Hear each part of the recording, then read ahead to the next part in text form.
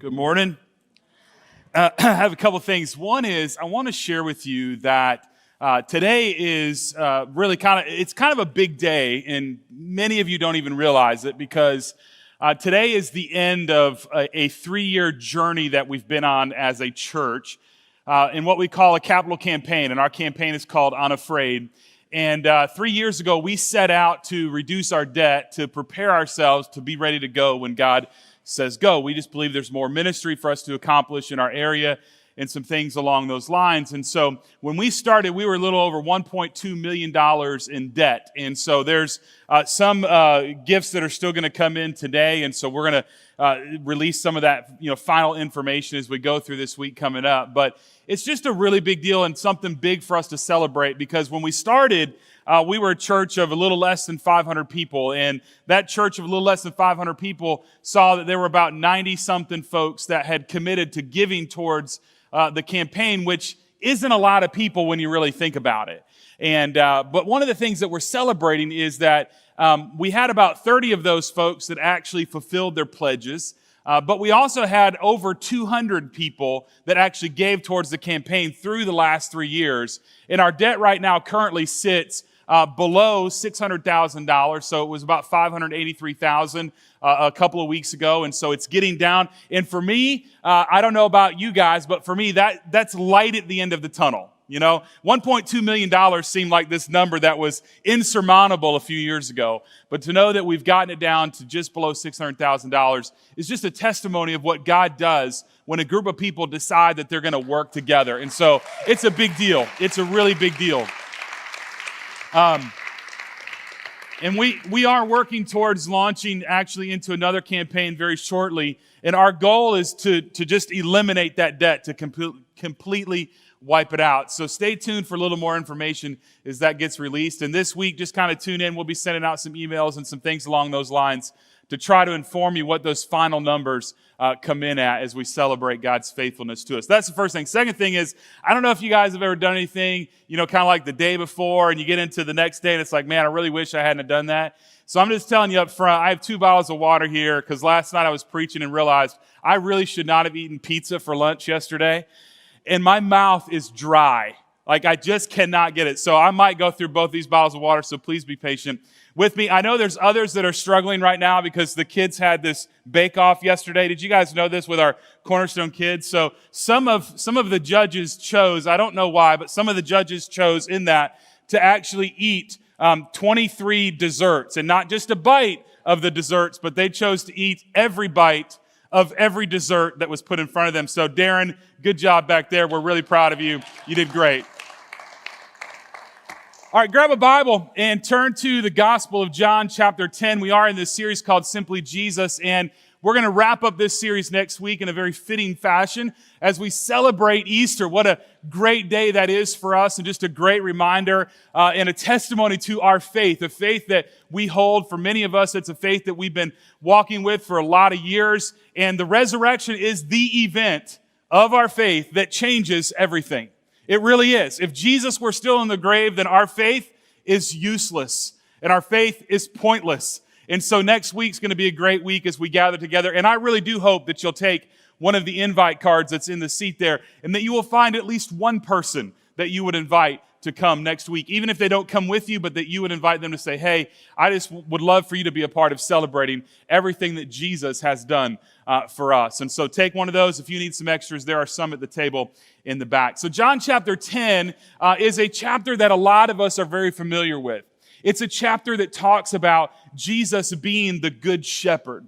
It's a chapter that reminds us of what the devil is trying to do in so many lives. And probably the verse that most of us are familiar with in John chapter 10 is the John chapter 10, verse 10, where he talks about how the thief comes to steal and kill and destroy, but Jesus came to give us abundant life, is one way that it's said in one translation. And so a lot of us are familiar with that. But there's a little more just in that text when you really think about it. And for me, I started really working through this a few weeks ago, and I was in this conversation with my wife.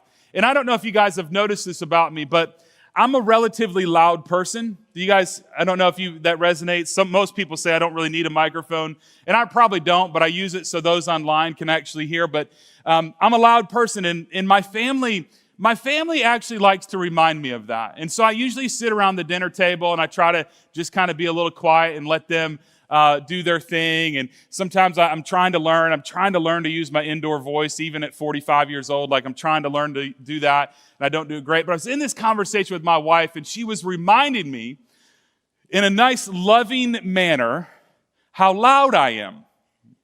And it kind of went like this. I mean, you are really loud. That was kind of how she said it. And I don't remember the context of the conversation, but what she said next was helpful to me and caused me to not actually get my feelings hurt. But she said, but it's one of the things that I really love about you, because it doesn't matter where you are. If we've been together, then when I hear you, I know that you're around. And so we can be in the midst of a crowd. We could probably be in a mall. And if I start talking to somebody and I'm pretty excited about something, she can more than likely hear me and kind of figure out where I am. And so for me, it was one of those things as we're talking about it. I wondered in a lot of our lives in terms of Jesus, because that's one of the things he talks about, is are you able to, if you're a follower of his, are you able to discern his voice amongst all of the other voices that are out there? And see, we live in an interesting time. We live for some, they would consider this to be just an incredible age as we're in this digital age, and we have access to so many different resources, right? Some of you this morning are going to read along on a telephone, right? You're going to read along on an app that's on a phone, and that Bible app, you also have access to multiple translations. You have access to actually in multiple languages. It's right there at your fingertips. You have access to some of the best preachers who have ever walked the face of the earth, whether they're already dead and you're watching or listening or reading archived messages of them or whatever, but you have access to all of that. But the problem is you also have access to a lot of other noise that's out there. You have access to, let's face it, some of you are news junkies, and you have, the news stations on your TV, 24/7 essentially. And that's, for a lot of people, that's a lot of noise that you're consuming. There's a lot of articles, there's blog posts, people's ideas, and all of those types of things. You begin to read that stuff, and sometimes we think, well, it's on the internet, so it must be written by a professional, and surely it must be true, and surely they did all of the research that's necessary to publish something like that. And we forget, honestly, that a lot of that stuff is just simply somebody's opinion, somebody's thoughts. But we begin to dive into it, and we begin, let's just all admit it, at times we begin to get led astray. And really the question then becomes, for those of us in the room who follow Jesus, are you in a place in your life where you are able, right, to discern his voice amidst all of the other noise that's out there? Because there's a lot of noise that's out there. So John chapter 10 talks just a little bit about this. So let's go. We're going to go verses 1 through 21 together this morning. It says this, I tell you the truth, Jesus is talking, it's red letters. He says, anyone who sneaks over the wall of a sheepfold rather than going through the gate must surely be a thief and a robber. But the one who enters through the gate is the shepherd of the sheep. The gatekeeper opens the gate for him, and the sheep recognize, this is a big one if you're somebody who underlines, the sheep recognize his voice and come to him. So immediately as the shepherd walks through the gate, the sheep are hearing his voice. So a couple things that you can think about with that. It probably means that as he walks through the gate, he's talking. So he's talking to the sheep, and they're hearing his voice. Not sure what he's saying. We know that in a few verses, he's going to call them by name. And so they're listening, they recognize it, and they come to him. For some of you, I'm not much of an animal lover in my life. Some of you are animal lovers, and you have dogs in your house, or many other animals for that matter. And it might be one of those things that when you walk through the door, right, and they hear you, might hear even the clamor of your keys, and they know, and they come running to you. So just think about it from that perspective and what Jesus is saying. Now he goes on, he says, he calls his own sheep by name, and then he leads them out. After he has gathered his own flock, he walks ahead of them, and they follow him because they know his voice. They won't follow a stranger. They will run from him because they don't know his voice. At different times, I've gone to visit different folks. In fact, this week was one of them, and I go into their house, and they have a dog, and I'm not a dog person. I did pet the dog, so I felt really good. I felt proud of myself in that moment. But usually when I show up, part of it is I'm a loud person, but part of it is they don't know me. And so when I walk in, usually dogs are just barking. You know what I'm saying? And it gets kind of annoying. Can I just say that? Anyway. But you kind of get this. They would know, right? Verse 5, they would know that I'm a stranger. If I showed up and tried to convince that dog to come with me, they're probably not going to go with me. And that's what Jesus is trying to help us understand. Like when we are his, when we belong to him, then we should be able to recognize when there's somebody else who's trying to sneak in and lead us astray and deceive us. And so he goes on, and this is getting to probably the part of this text that we're all really familiar with. Those who heard Jesus use this illustration didn't quite understand what he meant, so he explained to them. He says, I tell you the truth, I am the gate for the sheep. All who came before me were thieves and robbers, but the true sheep did not listen to them. Yes, he says, I am the gate. Those who come in through me will be saved. They will come and go freely and will find good pastures. The verse 10 says, and here it is, the thief's purpose is to steal and kill and destroy.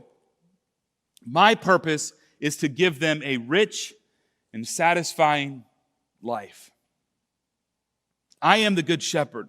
The good shepherd sacrifices his life for the sheep. A hired hand will run when he sees a wolf coming. He will abandon the sheep because they don't belong to him, and he isn't their shepherd. And so the wolf attacks them and scatters the flock. The hired hand runs away because he's working only for money. He doesn't really care about the sheep. I am the good shepherd, he says. I know my own sheep, and they know me.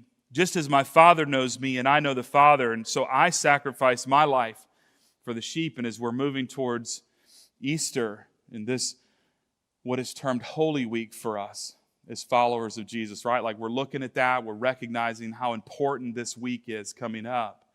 That ultimately Jesus would go to the cross, and what he is reminding us in this moment is that he's willing to lay down his life. And he helps us to understand how many others have not been willing and will not lay down their life for their sheep. You have different groups that he talks about in this particular text. I mean, he's talking about those that would steal, those that are climbing over basically the fence, and they're trying to steal the sheep, right? But then he talks about the different elements and different people that you would encounter along the way, even getting to the point where there are these hired hands who are actually paid to care for the sheep, but when real trouble comes, they're not going to be anywhere to be found to actually protect the sheep. And Jesus wants us to understand that he, being the good shepherd, is willing to lay down his life for the sheep. And I don't know where you stand spiritually. I don't know where you stand on what you might call your own faith journey today. But can I just tell you that there's not anybody like Jesus? There's not anybody that would be willing to hang on a cross in your place.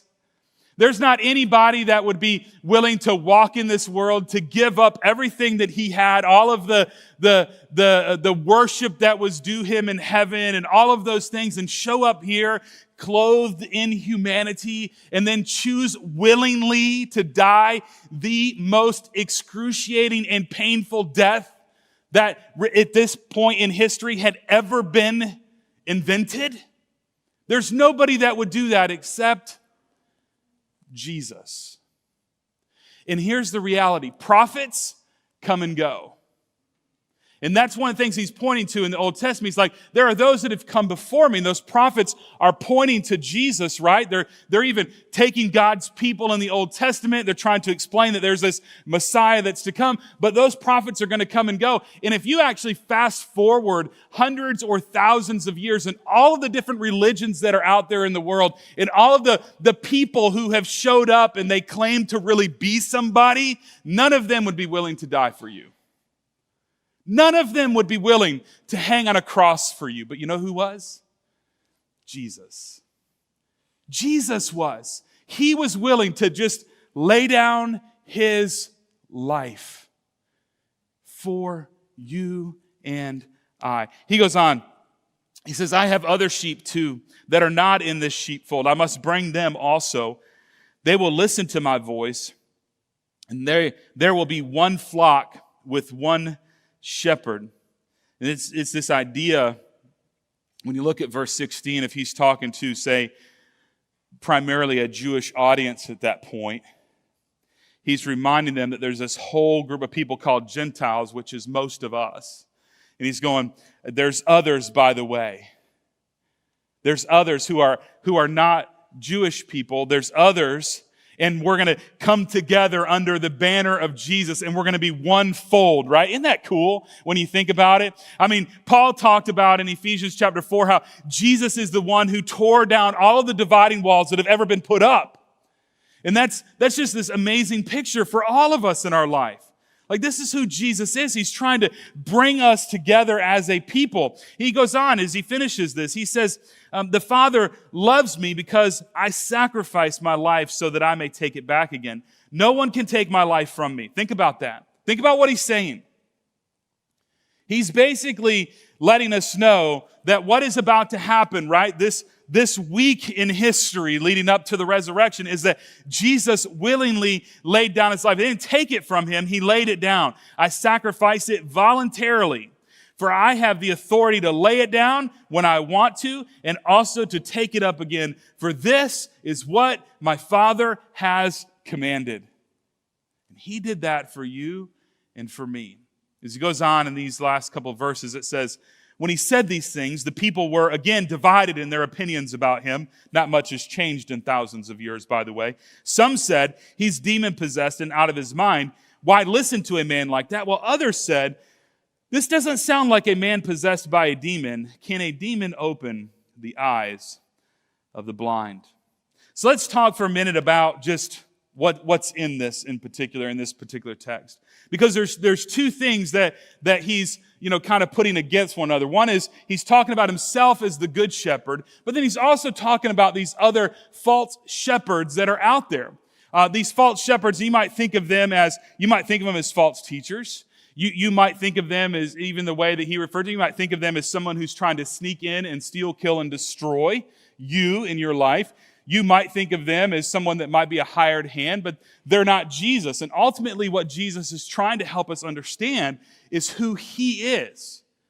And not just who he is, the big picture, but here it is, the personal way that he talks about it, who he is to you.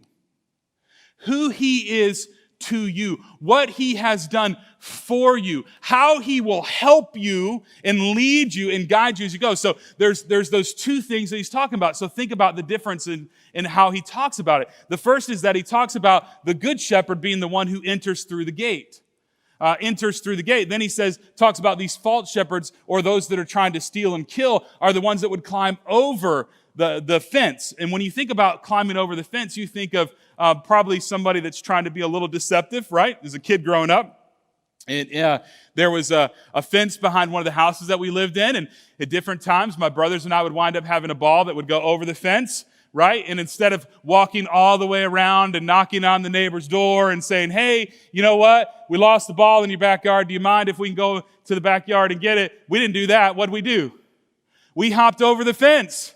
And we ran really fast, hoping that they didn't see us, didn't we? That's what we did. And you've probably done something along those same lines. But that's what Jesus is trying to help us understand. So as he comes through the gate and he's talking, they recognize his voice. And it says this next. He says, he calls them by name. Think about how significant that is for every one of us in our life. He calls you by name. He doesn't have to call you by name. He chooses to call you by name. He chooses to know you. By the way, He knows everything about you. There is nothing in your life that's hidden from Him. All of the things that you're scared that people might ever find out about you, Jesus already knows. But you know what? He keeps walking through the gate, and He keeps showing up, and He keeps calling you by name because He wants you to follow Him. He doesn't want you to follow somebody that's not going to lead you in the right way. He doesn't want you to follow a false teacher. He doesn't want you to follow a false shepherd. He wants you to follow Him, so He's calling you by name. He knows all of your sin, but He chooses to call you by name. He knows everything that you've ever done, past, present, and future, but He chooses to call you by name. That's a pretty significant truth for all of us to hold on to in our life. Because I'm pretty sure that every one of us has something that we're ashamed of. They're pretty sure every one of us has something in our life that we don't want the people who are sitting close to us right now, we don't really want them to know. But Jesus knows it. And He's calling you by name. You know why? Because He's not looking at you and defining you by that sin or that failure. He's not looking at you that way. He is calling you by name. The thief, or the way that it says the false shepherds, they came, what He talked about in John 10, the verse that most of us are familiar with. He came to steal, kill, and destroy. Jesus says, I came that you might have life. In fact, the way that He describes it in this translation, He says, my purpose is to give them a rich and satisfying life. Rich and satisfying life for us as we follow Jesus, it includes this little 3-letter word called joy, doesn't it? Like that we would have joy even in the midst of the worst of circumstances, stuff that you would never imagine, never even want or dream of people to go through. But yet in the scriptures, what we see is that you should consider it pure joy, my brothers, when you encounter trials of various kinds. Some of us would like to delete that verse from the scriptures. But the reality of it is, when we're following after Jesus, we will find joy. That's part of the rich and satisfying life that He's offering. One of the other things that He offers as we follow Him is this other word, and it's called peace, P-E-A-C-E. And it's this idea for us in our life that even when things don't quite go the way we want them to, even when we might be going through the absolute worst of circumstances, even when everything around us feels like our world is falling apart, Jesus says, you can have peace in the midst of that storm. And that's what He offers to each and every one of us as we choose to follow Him. Now, here's what happens as we, and a lot of us get to this place in different seasons of our life where we're not really following as closely behind the shepherd as we should be following. And the moment the devil begins to kind of see that in our life, he wants to steal your joy. He wants to steal your peace. He wants to destroy relationships that you might have. He really does. Like, that's what he's after. He wants to disrupt you. He wants to distract you. Those are all the things that he is trying to do in your life. And the Good Shepherd's going, no, if you will follow after me, he's the only one who's willing to lay down his life for us. He's saying, if you will follow after me, I will give you a rich and satisfying life. And what does that mean, right? One translation, this is kind of the translation that I grew up reading, was it talks about abundant life. And for a lot of people, like, they're interpreting abundant life to be this kind of this health, wealth, and prosperity kind of gospel that if I follow Jesus, then everything's just going to go right in my life, and I'm going to wind up marrying just the right person, and we're going to have those 2.5 kids, and we're going to live in that house with a white picket fence, and we're just going to have everything that we could ever dream and everything that we could ever imagine. That's how some people view this abundant life that Jesus is offering. But can I just tell you, like, that's not it. And some of you have realized that. Some of you realize, like, yeah, I kind of bought into that years ago, but I'm realizing now that that's not, this rich and satisfying life is not what I thought it was. You see, we live in a culture, don't we? We live in a culture in an age where it's like, hey, you know what? If you can have a nicer home and you can have a nicer car and you can have all of these things, then you're going to be content. You're going to be satisfied. You're going to be happy. And then you're pursuing all of those things only to realize that you're no more content and you're not any happier than you once were. And so you're still trying to pursue and you're still trying to figure out, well, what is this abundant life? I have everything that I could ever imagine in my life, and yet I still feel like there's this empty hole. In fact, if you think about it, if you follow any kind of a celebrity status out there, one of the things that you realize about celebrities is they have just about everything that you could ever imagine. They have cars and houses and relationships and fame and fortune and all that stuff. But you know what? They're never satisfied with any of it. They're never satisfied. That is not the rich and satisfying or abundant life that Jesus is offering. Jesus' rich and satisfying abundant life is a kind of life that means that even when you go through trials, that you can find joy. It's the kind of life that says, even though everything else around me might be crumbling, I know that I can have peace because I walk in confidence behind the Good Shepherd who is leading me. That's the kind of rich and satisfying life. It's not about building bigger houses, and it's not about having nicer cars, and it's not about even having a better job. It's about following after the Good Shepherd. I had the chance yesterday to listen, and they're in the room, but some missionaries that spent their career in Hong Kong. So imagine that. And we were talking, and they were sharing some of the stories, and I love to hear those kinds of stories. But they mentioned, get this, this will just eye-opener. If you think that Jesus is promising you this rich and satisfying and abundant life, and you think it's just bigger and better, they basically spent their life with children in a 400 square foot apartment. You don't seem super impressed. I was impressed. Like I listened to that and I was like, are you kidding me? I mean, I have 5 kids, so I'm not sure how we would do it, but they had 2 kids, but 400 square feet, just to give you an idea, 400 square feet, your 2-car garage at your house is probably bigger than 400 square feet. Isn't that something? And guess what? They discovered that Jesus does offer a rich and satisfying and abundant life. And it's not what this world offers. You see, we're still pursuing what the world offers. So many of us are trying to pursue that way. That's not following after the Good Shepherd.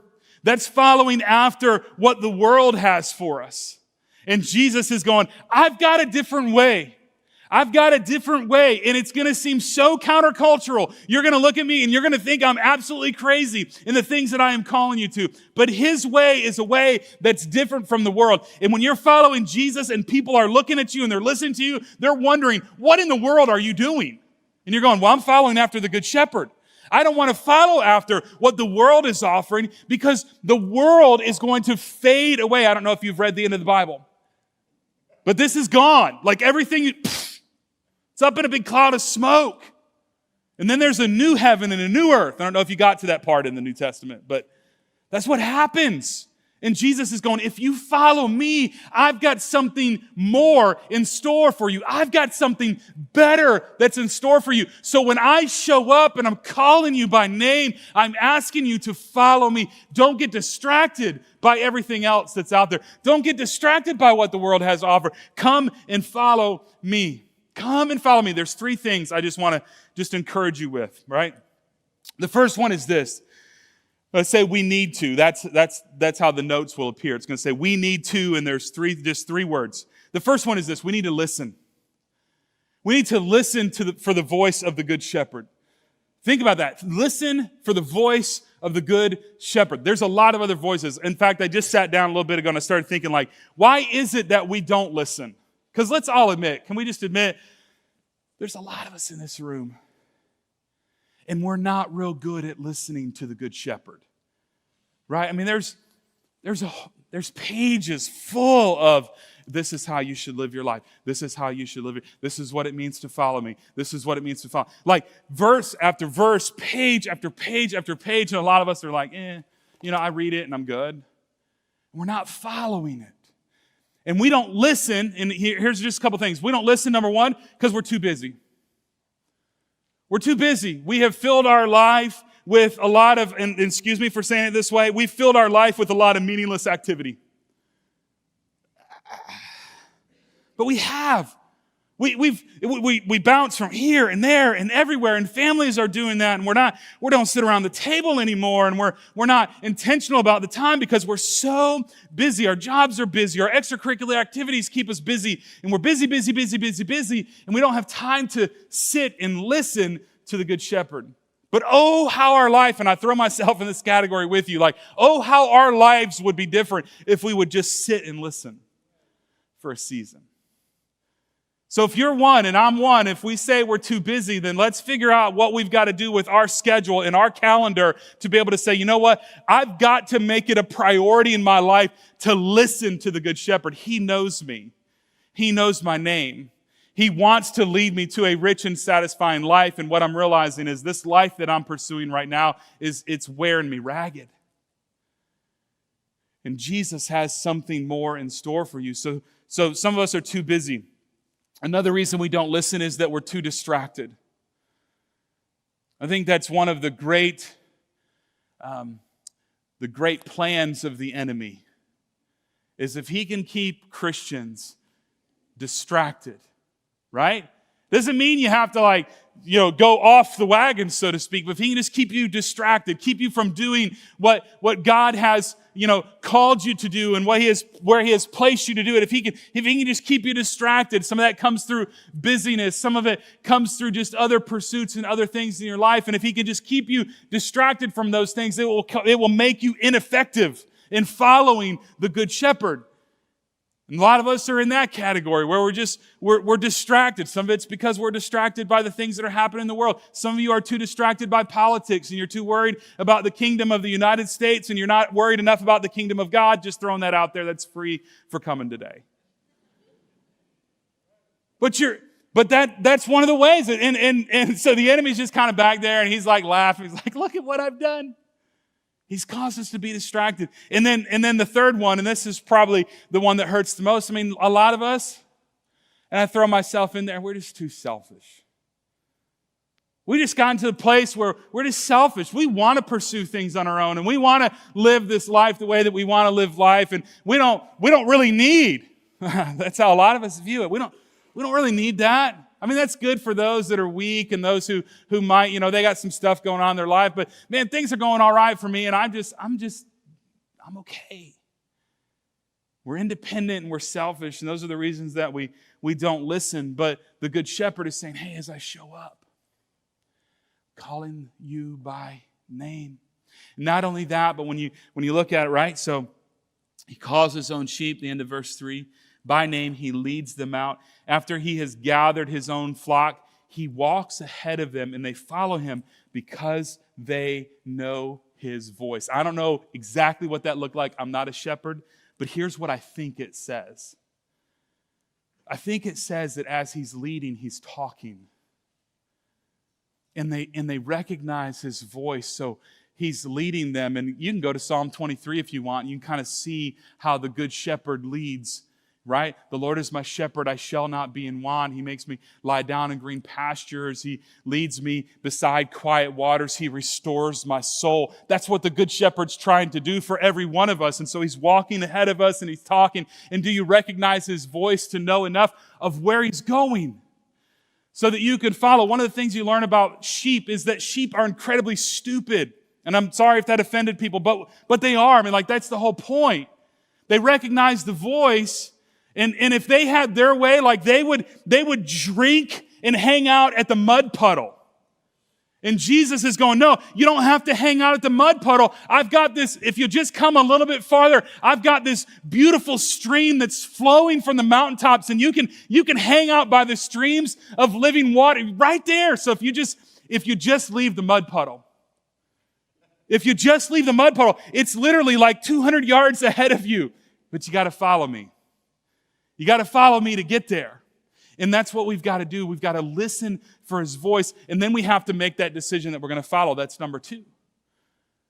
There's a lot of choices that we all have to make in terms of who we are going to follow. And the question is, have you recognized Jesus for who he is and what he has done? And are you willing to follow after him? Do you really believe that he does know better than you know? And so are you willing to follow? Are you willing to surrender? It's one of the words that we talked about early on this year. Are you willing to just kind of yield your own life, your own wants, your own selfishness, all of those things, and say, I'm going to follow. I am choosing to follow Jesus. It's better. Why? He's offering you a rich and satisfying life. He's offering it to you. And all you have to do is follow him to get there. Number 3, the word is flee. When you know that you're headed in the wrong direction, you need to get out of there.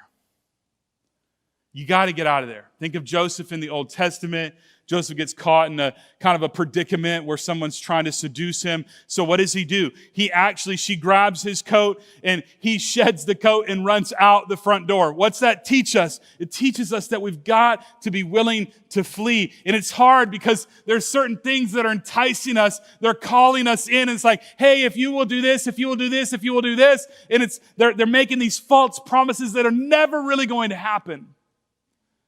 And we've got to learn to be able to discern that because we've lost the voice of the shepherd, right? And so then we've got to begin to drown out all of the other distractions and all of the other noise that's there. And listen, where's the good shepherd and where is he leading me? I got to get back there.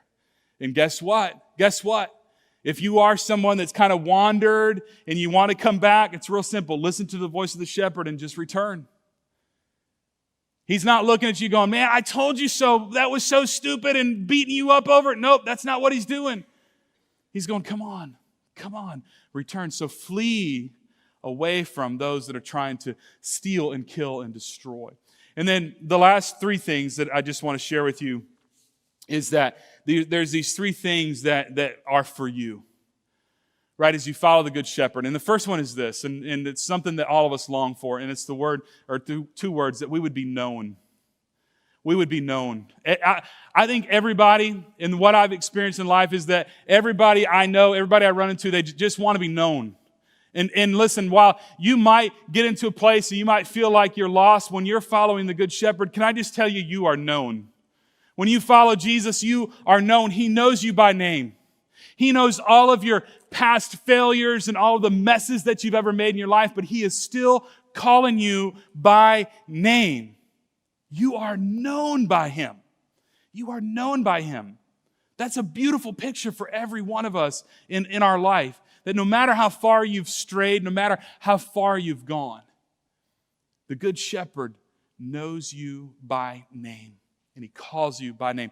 Number 2 is that you will find life. You will find what Jesus describes as this rich and satisfying life. And it's not anything like the world is offering you, but it's everything that Jesus is promising you. So that when you go through the peaks, guess what? He is with you. But when you are down in the valleys, you know that he is there.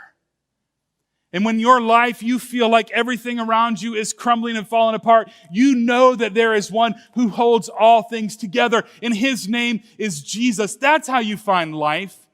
Life isn't about what you accumulate in this world. Life is about what Jesus is offering you in the midst of everything that's happening in this world. There's going to be persecution that's to come. There's going to be difficult times and seasons that will come upon your life. And it's really easy for a lot of Christians just to throw in the towels when things get tough. But Jesus is going, no, the life that I promised you isn't a life of ease. But you will find that it is rich and satisfying and abundant as you find joy in the midst of adversity, as you find peace when everything around you is crumbling, because you know that there's a good shepherd who calls you by name. That's the kind of life that you want. It's not about the things the world has to offer. And then the last thing is this, and it comes from a few verses after verse 21. He says this in verse 27, "My sheep listen to my voice, and I know them, and they follow me. I give them eternal life, and they will never perish. No one," here he says that, "no one can snatch them away from me. For my Father has given them to me, and he is more powerful than anyone else. No one can snatch them from my Father's hand. The Father and I are one." And this is the example that I got years ago when I was in college. One of my Bible professors, his name's Gary Phillips, and he talked about us being in the Father's hand, right? Talks about how no one can snatch them, right? No one can snatch them. And when you belong to him, and you're in the Father's hand, but then he helped us understand what Jesus is talking about, because there's that verse in verse 30 where he says, what? I and the Father are one. And he just gave this illustration of how we are held in the Father's hand. And as you see this, there's nobody that has the power to snatch you. You are guarded and you are secure when you are following the Good Shepherd. And then if you just want a little example of what we would call the Trinity in our belief system, right? Is that there is a Holy Spirit that seals us. So one of the seals is a mark that is set upon us, and it's really having the Holy Spirit. But the other part of sealing is that he seals our salvation, making it even more secure. So you can imagine just a picture like this with your hands interlocked, that Jesus and the Father are one, and every little spot where you think that somebody could crawl out or somebody could get in there and snatch you away, that is sealed by the Holy Spirit. As you follow after the Good Shepherd, you are guarded. You are protected, and you are secure. It doesn't mean that bad things won't happen to you. It doesn't mean you're never going to get a flat tire in the rain. But what it means is that you have the King and Creator of the universe. And even when things don't go exactly like you thought they would, guess what? He's got you. He's got you in the midst of what you might think to be the absolute worst of circumstances. You will be guarded. Now, some of you are here today, and you've never made a decision to choose to believe in and follow after Jesus. He wants to be your good shepherd. Remember how he said there's some who aren't quite there yet, right? He's probably talking about you. You're here listening, like your ears are kind of tuned in. And today, let it be the day that you just choose to believe in and follow after Jesus. At the end of our service, I'm just going to be hanging out right in the back of this room. I'd love the chance just to talk with you a little bit more of what that looks like and what that means in your life. I'd like to pray for you, and then we're going to sing a couple of great songs and point us and draw our attention towards Jesus as we finish our time together. Father, thank you so much for the truth of your word. Lord, I thank you that in the midst of it all, in the midst of everything that goes on in our life, and for some of us in this room, it feels like it's chaos. And Lord, it's not chaos when we're following you. And so I pray that you would help us to understand just the things that are going on in our life, and in the context of how do we follow you? How do we follow you and just walk away from some of the distractions and some of the things that are enticing us and drawing us away, God, that our attention and our ears are listening to the voice of the Good Shepherd, and give us the courage to follow after him. Thank you for Jesus. Thank you for this week where we are reminded that he willingly and voluntarily laid down his life for us. And he is offering us this rich and satisfying life, eternal life, for those of us who would choose to believe in and follow after him. So help us this week to just stay in tune with you and just be reminded of everything that's been accomplished for us on the cross of Jesus Christ. And it's in his beautiful, matchless name we pray.